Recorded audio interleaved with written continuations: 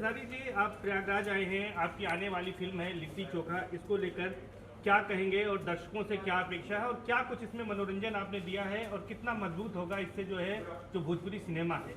सबसे पहले इस चैनल, जितने भी हमारे पास चैनल हैं, सबका नाम तो नहीं ले पाऊंगा, बट जितने भी चैनल हमारे पास है सबको पैर छू के प्रणाम। चैनल आप लोग मीडिया प्रभारी जो होते हैं वो कहीं ना कहीं आईना की तरह होते हैं, तो हम आपका मैसेज देना लोगों के लिए बड़ा लाभदायक होता है। और जहाँ तक लिट्टी चोखा का सवाल है, तो लिट्टी चोखा हमारे जीवन से जुड़ी हुई है।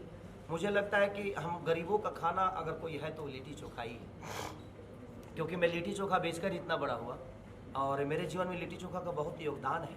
उसी के पैसे से मैं आज जो भी हूँ, अपने दर्शकों के बीच में मेरा जो भी उपलब्धि है आज उसी के पैसे की वजह से है।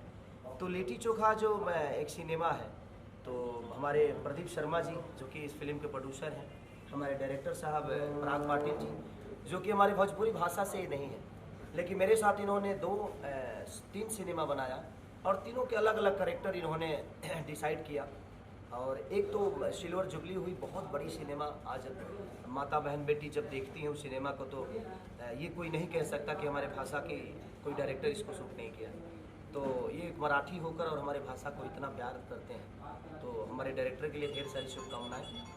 और लिट्टी चोखा एक ऐसा सब्जेक्ट है जिसमें आपको ये लगेगा कि हाँ, हमारी आज भी किसान जो आत्महत्या करते हैं उसका कारण कहीं ना कहीं हम ही होते हैं, क्योंकि हम अपनों को सपोर्ट नहीं करते, चाहे वो प्रशासन हो, शासन हो, नेता हो, चाहे कोई भी हो। आज अगर किसानों को भरपूर चीज़ें मिले तो शायद आत्महत्या करने की ज़रूरत उसको नहीं पड़ेगी, क्योंकि हमारे भोजपुरी में कहावत है कि बड़े पुत्र पिता के धर्म में खेती उपजे अपना कर्म। तो खेती का अपना कर्म होता है, तो किसान तो खेती के बदौलत ही अपनी ज़िंदगी में जी रहा है।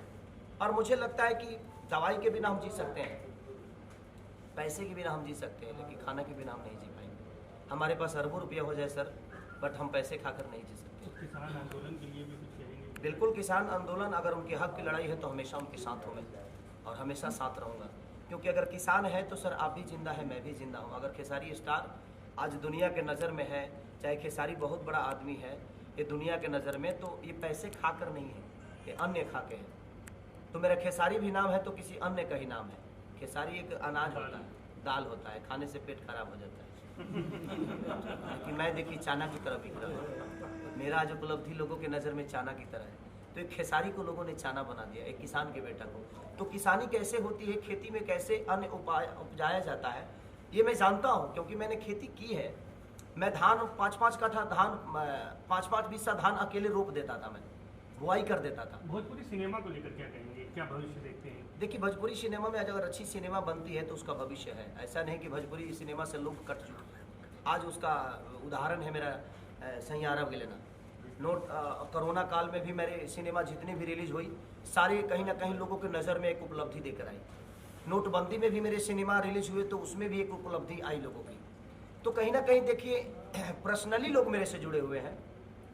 और मैं आज आपको एक बताता हूँ, 6.5 करोड़ जनता जो बिहार की और यूपी की है वो मेरे से रियल बात करती है, फेस टू फेस मेरे से बात करती है, और मैं उनकी हमेशा दुख सुख में हमेशा खड़ा रहता हूँ। और मेरे बच्चे ऐसे कुछ हैं जो कहीं भी आपदा हो जाती है तो सिर्फ देखिए कि स्टार बनने से आदमी की उपलब्धि नहीं पैदा होती है, मनोरंजन तो हर आदमी कराता है, लेकिन मैं कुछ अलग काम करता हूँ। मैं लोगों की मदद में हमेशा खड़ा रहता हूँ, चाहे वो बाढ़ आ जाए, चाहे कोई भी आपदा अगर आती है हमारी जनता पे, तो सबसे पहले नज़र मैं आता हूँ, क्योंकि मुझे खुशी मिलती है। लिट्टी चोखा को लेकर क्या उम्मीद? किसान आंदोलन की तरह ही है वो सिनेमा, कहीं ना कहीं दुनिया उससे जुड़ेगी। और प्रदीप भैया ने बहुत खर्चा किया उस सिनेमा को बनाने में, जो भी ज़रूरत की चीज़ें हुई, हमें कभी ये नहीं महसूस होने दिया कि हाँ ये नहीं होना चाहिए, ये लोकेशन पे अगर आपका शूट नहीं हो रहा है और ये लोकेशन सिनेमा के लिए अच्छा नहीं है, तो इन्होंने बोला और महंगा अगर लोकेशन हो तो आप करिए, सिनेमा अच्छा बनाइए। क्योंकि कब तक आ रही है? रिलीजिंग डेट तो अभी शायद नहीं आया है, अप्रैल में रिलीज होगी वो, इस महीने के बाद। किसान आंदोलन को समर्थन कर रही है ये मूवी? बिल्कुल किसान आंदोलन को समर्थन करेगी, क्योंकि देखिए कहीं ना कहीं करप्ट किसान नहीं होता है, क्योंकि वो मेहनत करना जानता है सर। टेबल पे बैठ के हम लोगों के बारे में सोच लेते हैं, कभी किसान के खेत में जाकर सोचिए, तब समझ में आता है कि अगर हम जिंदा हैं तो उसी धान के बदौलत, उसी गेहूं के बदौलत, उसी चावल के बदौलत, उसी दाल के बदौलत, क्योंकि हमारे पास अरबों, चाहे अडानी हो, चाहे अंबानी हो, चाहे दुनिया का कोई भी अरबपति आदमी हो, ये दिमाग में रख लीजिए कि पैसे खाना होना तो शायद आप एक दिन जिंदा नहीं रहेंगे, लेकिन अन्न अगर मिले तो शायद आप आजीवन जिंदा रह सकते हैं। तो मेरे कहने का मतलब जे किसान को उसके हक की चीज़ मिलनी चाहिए, और वही कहानी हम लोगों ने लिट्टी चोखा में पिरोया है। और हमारे डायरेक्टर की सोच है, हमारे राइटर राकेश त्रिपाठी जी की सोच है, हमारे पदम भैया की सोच है, हमारे प्रदीप शर्मा जी की सोच है, काजल रखवानी की सोच है, खेसारी की सोच है। उसमें जितने करेक्टर हैं सबकी एक अलग अलग सोच है, सबने अपने विचारधारा को रखा है और हम सबके सुन के काम किए हैं। तो मुझे लगता है कि लिट्टी चोखा है कि भोजपुरी इंडस्ट्री के लिए एक बहुत बड़ी साबित होने वाली है। आप गायक भी हैं, आज होली का मौका है, क्या सुनाएंगे, क्या गुनगुनाएंगे? बस एक ही गाना चल रहा है सर, क्या बताएं, 2 रुपया हो 2 रुपया। हर जगह मैं अभी चला गया था, रात को मैं चला गया बनारस अपने भाई के घर पे, और वहीं से मैंने जिधर रास्ते में गया एक ही गाना बज रहा था मेरा, 2 रुपया हो 2 रुपया। वो गाना इतना पागल किया है कि अब बता रहा हूँ कि 1 महीने में 130 मिलियन है वो गाना। गुनगुनाएं जरा हमारे दर्शकों अभी तो गुनगुनाया जी। एक्चुअली गला मेरा, मैं 4 दिन से तबीयत खराब में हूँ और इनको पता है, क्योंकि मैं गाऊंगा तो फटे बांस की तरह गाऊंगा। अरे 2 रुपया हो 2 रुपया, चोली रंगाई दे हो 2 रुपया हो, साया रंगाई पौने 2 रुपया। आज हर घर में भी ये गाना बज रहे हैं। एक हमारा मस्ती होता है होली का रंग, तो थोड़ा सा तड़क भड़क गाने की कोशिश करते हैं हम लोग की, ताकि सबका एंजॉय भी हो जाए और सब लोग मज़ा ले लें। तो ये कोशिश रहती है। और आज मैं लगातार, मुझे 7 साल से लग रहा है कि लगातार मैं होली के सारे सॉन्ग मेरे लगातार सबसे ऊपर बजते आपका हैं। बड़ा फेमस सॉन्ग है, नून रोटी खाएंगे छपरा नहीं जाएंगे। सर छपरा नहीं जाएंगे ऐसा नहीं है, वो गाने का भाव था, हम छपरा छोड़ के कहाँ जाएंगे।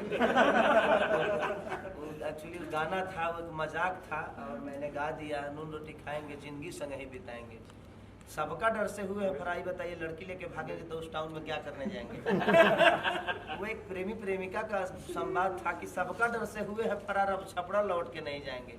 हम लड़की लेके भागे हैं सर, छपरा जाएंगे तो कुटा नहीं जाएंगे। और नून रोटी खाएंगे, उसका एक मोहब्बत है कि हम नमक रोटी खा के भी अपने जिंदगी को लेके, सर देखिए इसमें भी रोटी आया था, यहाँ भी किसान था। नमक की बात आए तो वहाँ भी किसान है।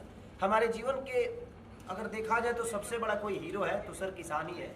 जय जवान जय किसान। देखिए हमारे देश की भी रक्षा अगर हमारा जवान करता है तो कहीं ना कहीं अन्न खा के ही करता है। तो मुझे लगता है कि अगर देखा जाए तो सर्वोपरि अगर माना जाए तो हमें किसान को मानना चाहिए, क्योंकि किसान अगर नहीं होता तो हमारे जीवन में कोई भी बड़ा आदमी चांद पे भी जो जाता है वो रोटी खा के ही जाता है। तो हम दुनिया की कोई भी मिशन अगर तय करते हैं तो रोटी खा के ही, चावल खा के ही तय करते हैं। इसीलिए हमारे जीवन में किसान की उपलब्धि सबसे ऊपर होनी चाहिए। खेसारी लाल स्टार पर्दे का हो सकता है सर, लेकिन मुझे लगता है कि रियल जिंदगी में अगर कोई स्टार है और स्टारडम है तो वो किसानों का है, क्योंकि उनके बदौलत ही मैं आज कुछ बोल रहा हूँ। अभी 4 रोटी खा के आया तो आवाज़ निकल रही है सर, रोटी नहीं खाता तो मैं भी लड़वा के ही बोलता। तो किसानों को लेकर के आप बहुत मतलब एक तरीके से दुश्मन में, सरकार क्या लगता है सरकार नहीं सुन रही है, क्या कहें? देखिए सर, सरकार की बातें तो मैं नहीं जानता, क्योंकि मैं सरकार में नहीं हूँ।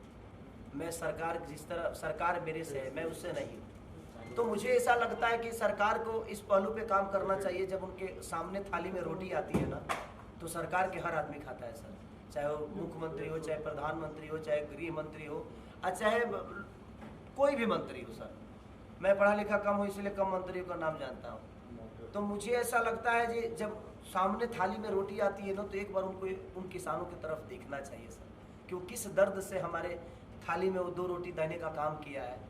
हमें अगर कोई सरकार किसी किसान के लिए करता है तो सर साल में 1 बार करना है उसको, 1 बार बिल पास करना है, चाहे कोई भी तकलीफ हो उसको 1 ही बार करना है। लेकिन किसान हर दिन अपने पसीना बहा के और आपके लिए सालों भर की रोटी की व्यवस्था करता है। तो हमें लगता है कि हमारे अगर कोई असल माँ बाप है, अगर कोई असल हमारी ज़िंदगी का रक्षक है तो कहीं ना कहीं वो किसान है, जो कि हमारे जीवन में सबसे बड़ी उपलब्धि किसानों की। सरकार के लोग क्या लगता है नहीं समझ पा रहे? देखिए ये तो व्यक्तिगत विचारधारा हो गया कि वो क्या समझते हैं, और कि जब तक नहीं समझेंगे तो हम इतने भी कमज़ोर थोड़ी हैं सर, हम भी किसान के बेटे हैं। हमने जब तक लड़ना होगा अपने हक के लिए लड़ाई लड़ेंगे, चाहे वो जिस लेवल पे हो। Thank you so much, love you all.